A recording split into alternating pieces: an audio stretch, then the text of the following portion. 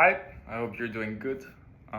So today we're doing some more shared reading, lecture partagée, which is what I started in France. Nobody watched it, don't really care. Well, maybe a little bit.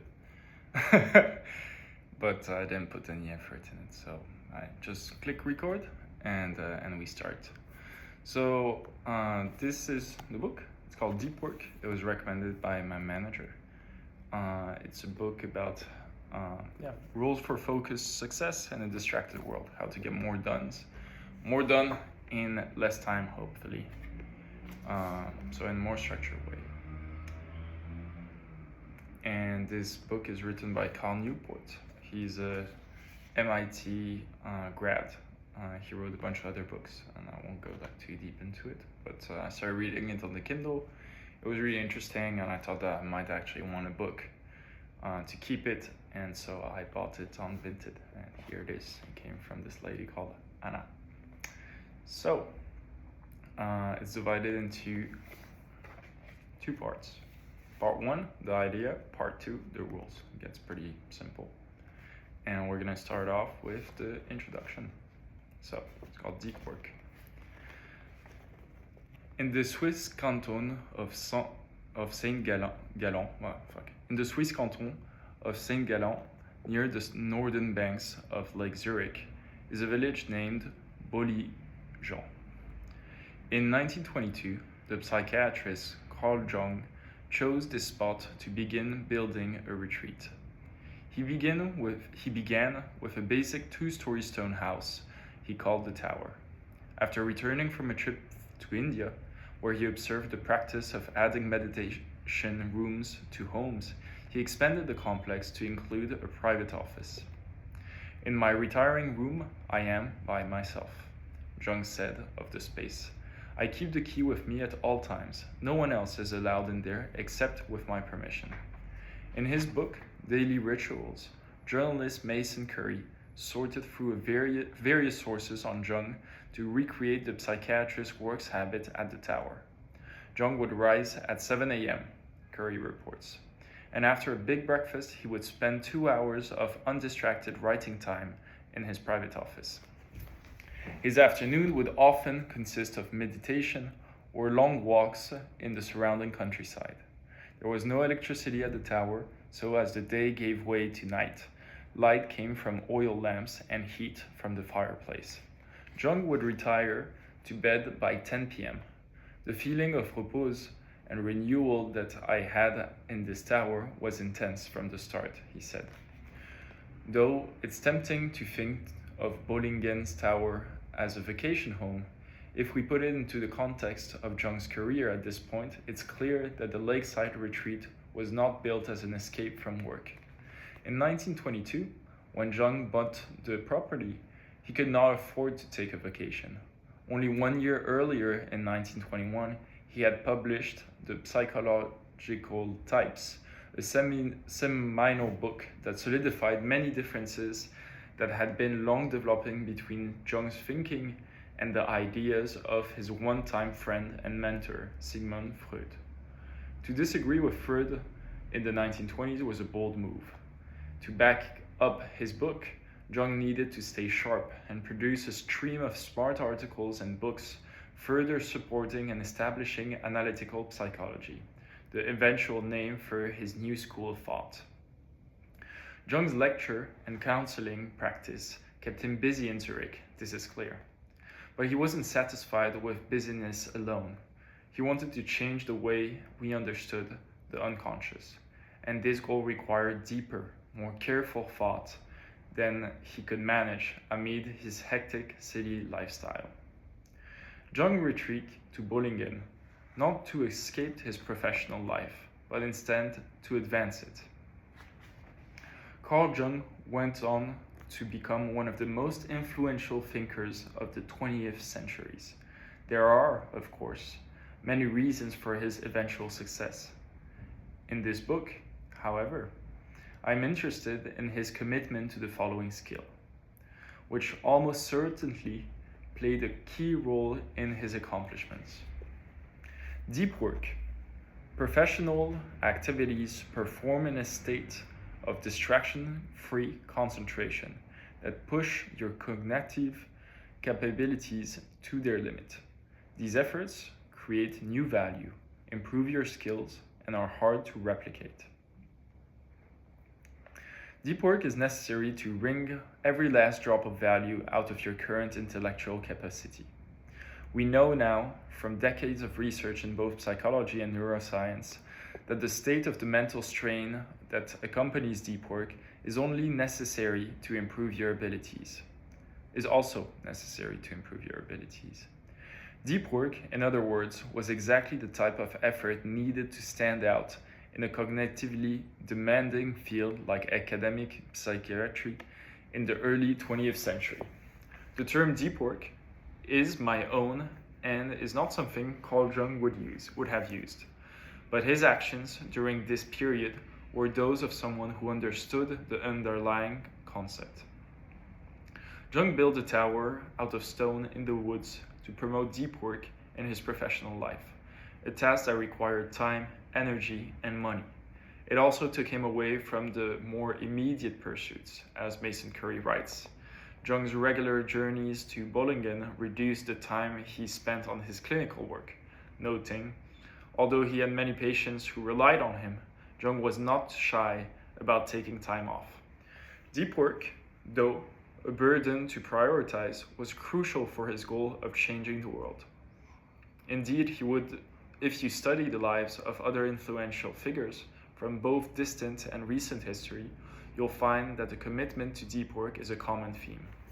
The 16th century essayist Michel de Montaigne, for example, prefigured Jung by working in a private library he built in the southern tower guarding the stone walls of his French chateau, while Mark Twain wrote much of the adventures of Tom Sawyer in a shed on the property of the Quarry Farm in New York, where he was spending the summer. Twain's study was so isolated from the main house that his family took to blowing a horn to attract his attentions for meals. Moving forward in history, consider the screenwriter and director Woody Allen. Not good. In the 44-year period between 1969 and 2013, Mr. Allen wrote and directed 44 films that received 23 Academy Award nominations, an absurd rate of artistic productivity. Though throughout this period, Allen never owned a computer, instead of completing all of his writing free from electronic distraction on a German Olympia SM3 manual typewriter. Allen is joined in his rejection of computers by Peter Higgs, a theoretical physicist who performed his work in such disconnected isolation that journalists couldn't find him after it was announced he had won the Nobel Prize. J.K. Rowling, on the other hand, does use a computer, but was famously absent from social media during the writing of her Harry Potter novels, even though this period coincided with the rise of technology and its popularity among media figures.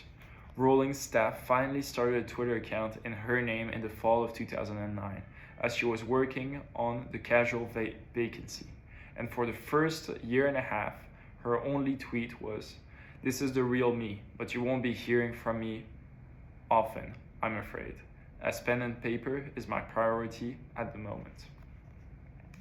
Deep work, of course, is not limited to the historical or technophobic. Microsoft CEO Bill Gates, that aged badly, famously conducted Think Winks twice a year, during which he would isolate himself, often in a lakeside cottage, to do nothing but read and think big thoughts. It was during a 1995 Think Week that Gates wrote his famous Internet tidal wave memo that turned Microsoft's attention to an upstart company called Netscape Communication. And in an ironic twist, Neil Stephenson, the acclaimed cyberpunk author who helped form our popular conception of the internet age, is near impossible to reach electronically. His websites offer no email addresses and feature an essay about why he is purposely bad at using social media. Here's how he once explained the mission. If I organize my life in such a way that I get lots of long, consecutive, uninterrupted time chunks, I can write novels. If I instead get interrupted a lot, what replaces it? Instead of a novel that will be around for a long time, there's a bunch of email messages that I have sent out to individual persons. Yeah, it's a bit shit. The ubiquity of deep work among influential individuals is important to emphasize because it stands in a sharp contrast to the behavior of most modern knowledge workers, a group that's rapidly forgetting the value of going deep. The reason knowledge workers are losing their familiarity with deep work is well established: network tools. This is a broad category that captures communication services like email and SMS, social media networks like Twitter and Facebook, and the shiny tangle of infotainment sites like BuzzFeed and Reddit. In aggregate, the rise of these tools, combined with the ubiquitous access to them through smartphones and networked office computers, has fragmented most knowledge workers' attention into slivers. A 2012 McKinsey study found that the average knowledge worker now spends more than 60% of the work week engaged in electronic communication and internet searching, with close to 30% of a worker's time dedicated to reading and answering email alone. This state of fragmented attention cannot accommodate deep work, which requires long periods of uninterrupted thinking. At the same time, however, modern knowledge workers are not loafing. In fact, they report that they are as busy as ever. What explains the discrepancy? A lot can be explained by another type of work, which provides a counterpart to the idea of deep work: shallow work.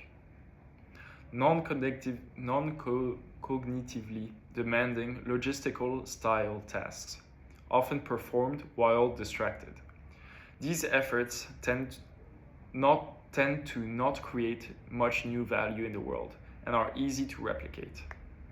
In the age of network tools, in other words, knowledge workers increasingly replace deep work with shallow alternative, constantly sending and receiving email messages like human network routers, with frequent breaks for quick hits of distraction.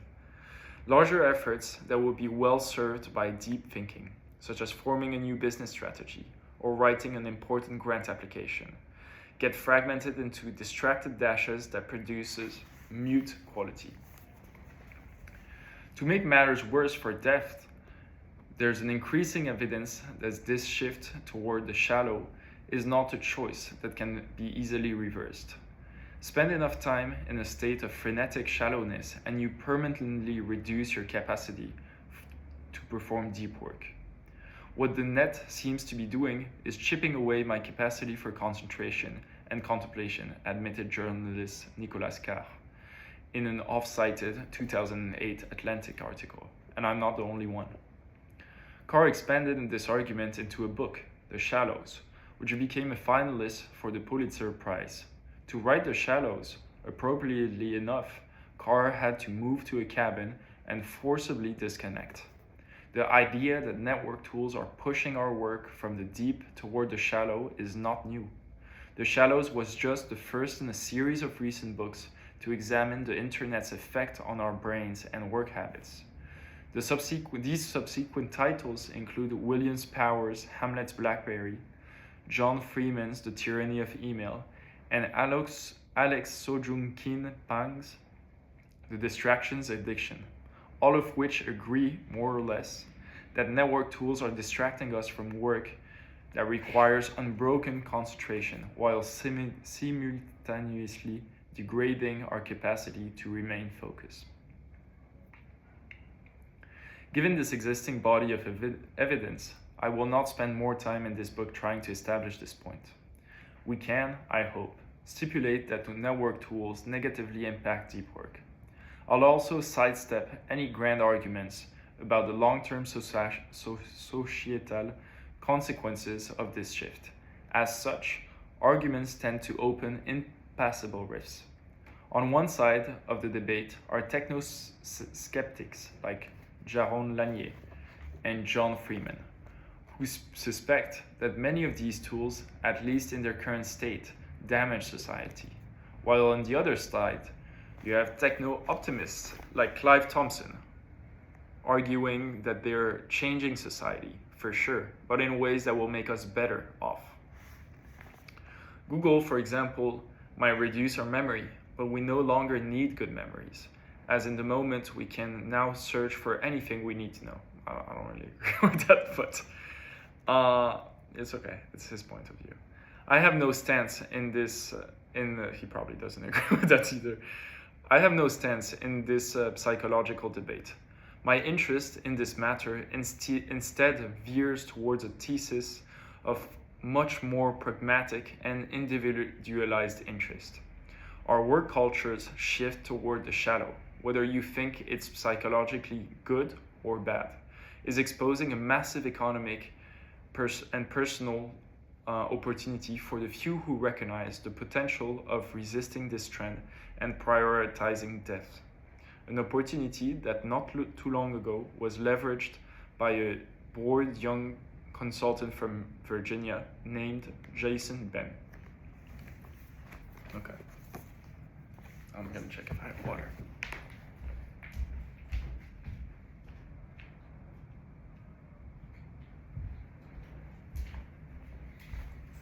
Those mugs are good for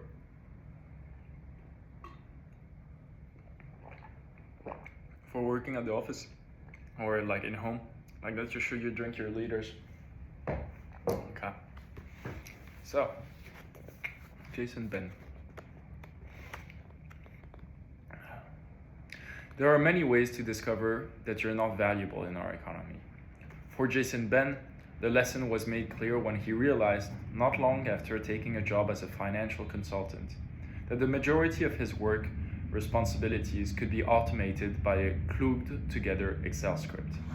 The firm that hired Ben produced reports for banks involved in complex deals. It was about as interesting as it sounds, Ben joked in one of our interviews. The report creation process required hours of manual manipulation of data in a series of Excel spreadsheets. When he first arrived, it took Ben up to 6 hours per report to finish this stage. The most efficient veterans at the firm could complete this task in around half the time. This didn't sit well with Ben. The way it was taught to me, the process seemed clunky and manually intensive, Ben recalls, and he knew that Excel has a feature called macros that allow users to automate common tasks. Ben read articles on the topic and soon put together a new worksheet wired with a series of these macros that could take the 6-hour process of manual data manipulation and replace it, essentially with a button click. A report writing process that originally took him a full workday could now be reduced to less than an hour. Ben is a smart guy. He graduated from an elite college, the University of Virginia, with a degree in economics, and like many in his situation, he had ambitions for his career. It didn't take him long to realize that these ambitions would be Ford, I don't know how you pronounce this, Ford, so long as his main professional skills could be captured in an Excel macro. He decided, therefore, he needed to increase his value to the world. After a period of research, Ben reached the conclusion he declared to his family, quit his job as a human spreadsheet and become a computer programmer. As is often the case with such grand plans, however, there was a hitch. Jason Ben had no idea how to write code. As a computer scientist, I can confirm an obvious point. Programming computers is hard. Most new developers dedicate 4 years college education to learning the ropes before their first job. And even then, competition for the best spots are fierce. Jason Ben didn't have that time. After his Excel epiphany, he quit his job at the financial firm and moved home to prepare for his next step. His parents were happy he had a plan, but they weren't happy about the idea that his return home might be long-term. Ben needed to learn a hard skill, and he needed to do so fast. It's here that Ben ran into the same problems that holds back many knowledge workers from navigating into more explosive career trajectories. Learning something complex, like computer programming, requires intense, uninterrupted concentration on cognitively demanding concept, the type of concentration that drove Carl Jung to the woods surrounding Lake Zurich. This task, in other words, is an act of deep work. Most knowledge workers, however, as I argued earlier in this introduction, have lost their ability to perform deep work. Ben was no exception to this trend. I was always getting on the internet and checking my email. I couldn't stop myself. It was a compulsion, Ben said, describing himself during the period leading to his quitting his finance job. To emphasize his difficulty with depth, Ben told me about a project that a supervisor at the finance firm once brought to him. They wanted me to write a business plan, he explained. Ben didn't know how to write a business plan, so he decided he would find and read 5 different existing plans, comparing and contrasting them to understand what was needed. This was a good idea, but Ben had a problem. I couldn't stay focused. I'm having this, to be honest. Not right now, but there were days during this period, he now admits, where he spent almost every minute, 90% of my time, surfing the web. The business plan project, a chance to distinguish himself early in his career, fell to the wayside. By the time he quit, Ben was well aware of his difficulties with deep work. So when he dedicated himself to learning how to code, he knew he had to simultaneously teach his mind how to go deep. His method was drastic but effective. I locked myself in a room with no computer, just textbook, note card, and a highlighter. He would highlight the computer programming textbooks, transfer the idea to note cards, and then practice them out loud. These periods, free from electronic distractions, were hard at first, but Ben gave himself no other option. He had to learn this material. He made sure there was nothing in that room that could distract him. Over time, he got better at concentrating, eventually getting to a point where he was regularly clocking 5 or more disconnected hours per day in a room, focused without distraction on learning this hard new skill. I probably read something like 18 books on the topic by the time I was done. After 2 months, locked away studying, Ben attended the notoriously difficult Dev Bootcamp, a 100-hour-a-week crash course in web application programming. While researching the program, Ben found a student with a PhD from Princeton who had described Dev as the hardest thing I've ever done in my life. Given both his preparation and his newly honed ability for deep work, Ben excelled. Some people show up not prepared, he said. They can't focus. They can't learn quickly. Only half the students who started the program with Ben ended up graduating on time. Ben not only graduating, but was also the top student of his class. The deep work paid off. Ben quickly landed a job as a software developer at a San Francisco tech startup with $25 million in venture funding and its picks of employees. When Ben quit his job as a financial consultant, only half a year earlier, he was making $40,000 a year. His new job as a computer developer paid $100K, an amount that can continue to grow, especially without limit in the Silicon Valley market, along with his skill level.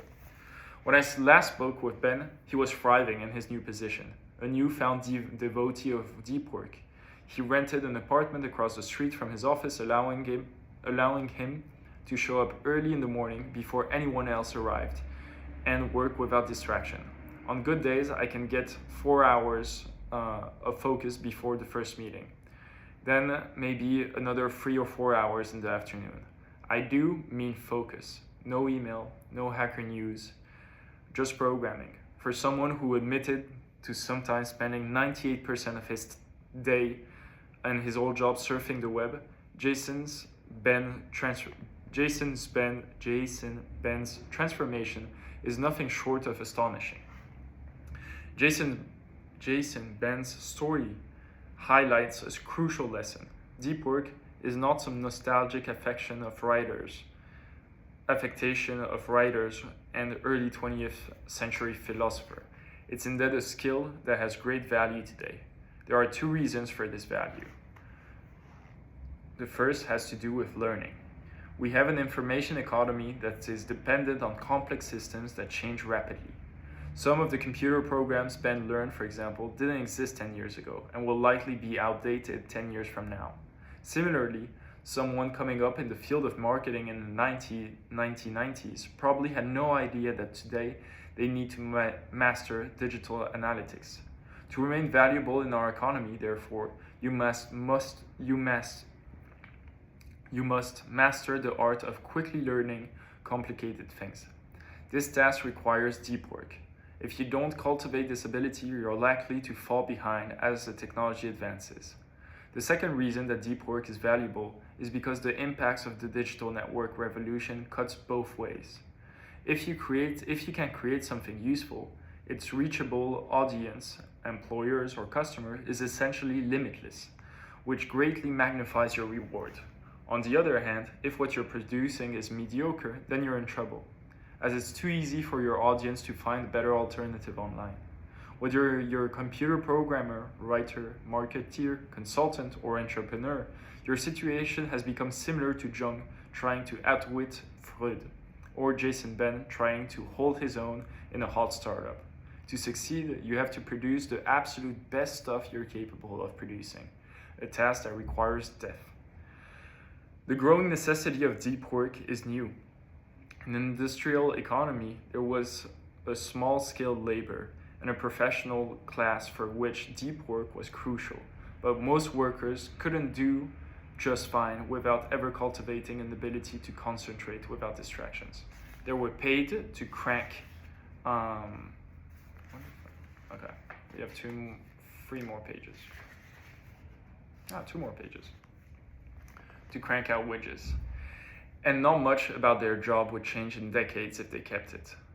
But as we shift to an information economy, more and more of our population are knowledge workers, and deep work is becoming a key currency, even if most haven't yet recognized this reality. Deep work is not, in other words, an old-fashioned skill falling into irrelevance. It's instead a crucial ability for anyone looking to move ahead in a globally competitive information economy that tends to chew up and spit out those who aren't earning their keep. The real rewards are reserved not for those who are comfortable using Facebook, a shallow task easily replicated, but instead for those who are comfortable building the innovative distributed systems that run the service, a decidedly deep task, hard to replicate. Deep work is so important that we might consider it, to use the phrasing of business writer Eric Barker, the superpower of the 21st century.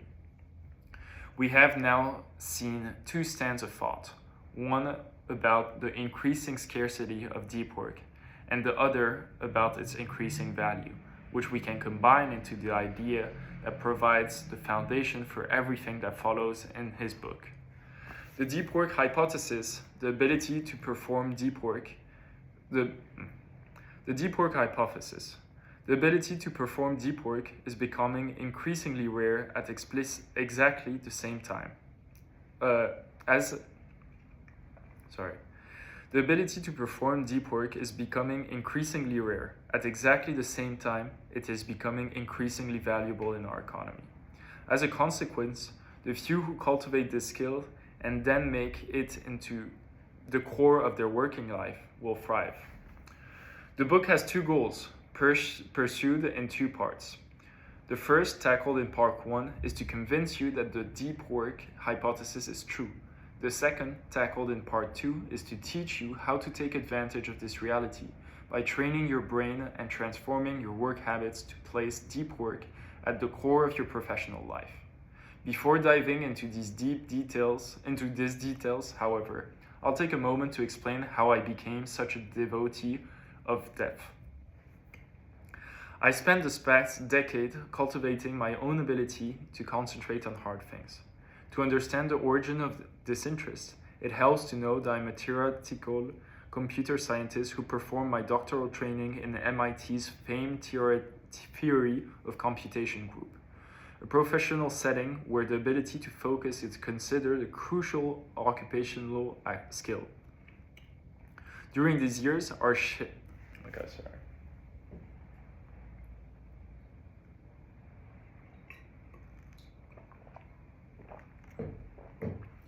During these years, I shared the graduate student office down the hall from a MacArthur Genius Grant winner, a professor who was hired at MIT before he was old enough to legally drink. It wasn't uncommon to find this theoretician sitting in the common space, staring at the marking on a whiteboard, with a group of visiting scholars arrayed around him, also sitting quietly and staring. This could go on for hours. I'd go to lunch, I'd come back, still staring. This particular professor is hard to reach. He's not on Twitter, and if he doesn't know about you, he's unlikely to respond to your email. Last year, he published 16 papers. This type of fierce concentration permeated the atmosphere during my student years. Not surprisingly, I soon developed a similar commitment to death. To the chagrin of both my friends and various publicists I work with on my books, I've never had a Facebook or Twitter account, or any other social media presence outside of my blog.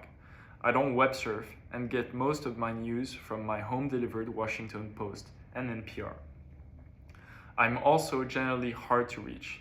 My author website doesn't provide a personal email address, and I didn't own my first smartphone until 2012 when my pregnant wife gave me an ultimatum. You have to have a phone that works before our son is born. On the other hand, my commitment to death has rewarded me. In the 10-year period following my college graduation, I published four books, earned a PhD, wrote a peer-reviewed academic paper at a high rate, and was hired as a tenure-track professor at Georgetown University. I maintained this voluminous production while rarely working past 5 or 6 p.m. during the work week. That's the only thing that I'm interested in, because I work a lot. Now a bit less past these times because I limit myself, but I feel like I'm not as efficient that I could be. And that's why I'm reading this book. The only reason to read this book, there's few reasons to, not the few, I'm interested in reading this book, but the reasons for reading this book is A, to become more organized, B, to get more things done in this organized setting, and C, to have time to do stuff that I'm more interested in. So I can go really deep in the work that I want to do for my job. And then I actually disconnect from work and do stuff that matter to me. So yeah, now you know. And maybe I'll look back one day and be like, holy shit, I published all. We'll see. Alors, this compressed schedule is possible because I've invested significant effort to minimize the shallow in my life, while making sure I get most out of the time. This compressed schedule is possible because I've invested significant effort to minimize the shallow in my life, while making sure I get the most out of the time this frees up. I build my days around a core of carefully chosen deep work, with the shallow activities I absolutely cannot avoid batched into smaller bursts at the peripheries of my schedule. 3 to 4 hours a day, 5 days a week of uninterrupted and carefully directed concentration. It turns out can produce a lot of valuable output. My commitment to death has only returned non-professional benefits. For the most part, I don't touch a computer between the time I get home from work and the next morning when the new workday begins. The main exception being blog posts, which I like to write after my kids go to bed. This ability to fully disconnect, as opposed to the more standard practice of sneaking in a few quick work email checks or giving in to frequent surveys of social media sites, allows me to be present with my wife and my 2 sons in the evening and read a surprising number of books for a busy father of 2. More generally, the lack of distraction in my life tones down that background hum of nervous mental energy that seem to increasingly pervade people's daily lives. I'm comfortable with being bored, and this can be a surprisingly rewarding skill, especially on a lazy DC summer night, listening to a Nationals game slowly unfold on the radio. This book is best described as an attempt to formalize and explain my attraction to depth over shallowness, and to details the type of strategies that have helped me act on this attraction. I've committed this thinking to work in part to help you follow my lead in rebuilding your life around deep work. But this isn't the whole story. My other interest in distilling and clarifying these thoughts is to further develop my own practice. My recognition of the deep work hypothesis has helped me thrive, but I'm convinced that I haven't reached yet my full value producing potential. As you struggle and ultimately triumph with the ideas and rules in the chapters ahead, you can be assured that I'm following suit, ruthlessly cooling the shallow and painstakingly cultivating the intensity of depth. You'll learn how I fare in this book conclusion. When Carl Jung wanted to revolutionize the field of psychiatry, he built a retreat in the woods. Jung's Bollingen Tower became a place where he would maintain his ability to think deeply and then apply the skill to produce work of such stunning originality that it changed the world. In the pages ahead, I'll try to convince you to join me in the effort to build your own personal Bollingen Tower, to cultivate an ability to produce real value in an increasingly distracted world, and to recognize a truth embraced by most productive and important personalities of generation past. A deep life is a good life. And now we're on part 1, the idea, which you might not be able to see, but I'm gonna stop here because it's been 30 minutes, 40 minutes. And yeah, I think I'm gonna try to do this a bit every day, read a chapter a day, and apply the learnings that I got from this book. Because when I was reading it on the Kindle, it's hard to like take notes. And I guess I don't know, reading it to the world to see, or maybe no one to see. First of all, it's a good practice for me, because sometimes I just don't read exactly the words that are there. So it's good. And yeah, I just enjoy it, to be honest. There's not really much to it. So yeah, let's see. Ciao.